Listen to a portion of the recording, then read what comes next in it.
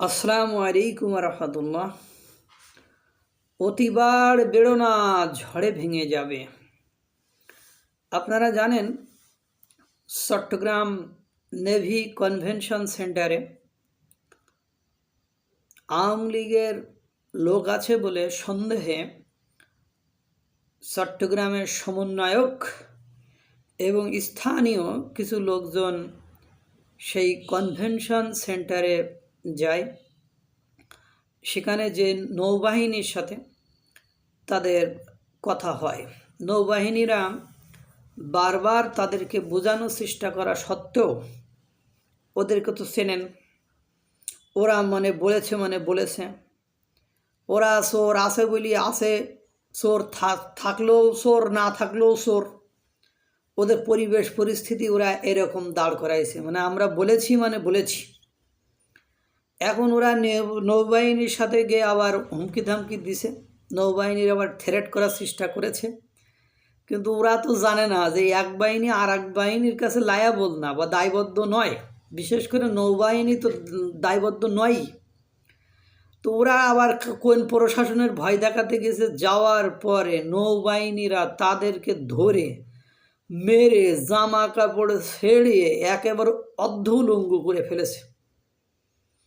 তাদের যে অবস্থা, সে মায়ের কারে বলে মার মার মার, পিটা পিটা পিটা। দেখলাম নৌবাহিনী সে কি মায়ের, লাঠি টাটি দিয়ে জামা টামা ছিঁড়ে থাপড়াই, কিল মেরে, ঘুষি মেরে, যতভাবে মারা যায় কয়েকজনের ইচ্ছা মতো পিটালে। এবং স্থানীয় যারা ওখানে উপস্থিত ছিল, ওই অনুষ্ঠানের জন্য তারা গিয়েছিল, তারাও বলছে মার মার, এরা বাড়াইছে খুব, মার মার।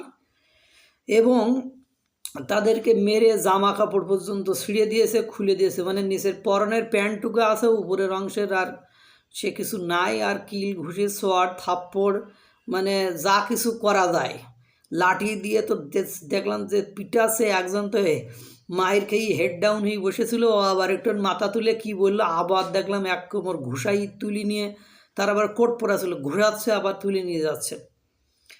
এরপরে কুমিল্লায় দেখলাম এরম গোল হয়ে জুতাপিটি করছে এবং বলছে তোদের জন্যে আমাদের আর মান সম্মান থাকলো না। কাদের জন্য জুতাপিটি করতেছে দেখলাম, ইয়াং জেনারেশন এদের জুতাপিটি করতেছে।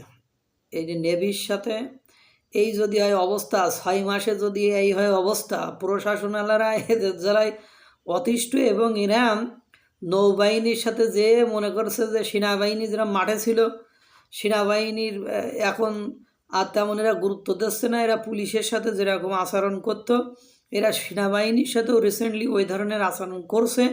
এরা ভাবছে নৌবাহিনী ওরকম। বাবা, নৌবাহিনী এখনও মাঠে আসেনি, বা তারা তোমাদের সাথে কোনো দুর্নীতি করেনি, বা জুলাই গণ অভ্যুত্থানে তারা এমন কিছু করেনি যে তোমার কাছে কৈফিয়ত দিতে হবে।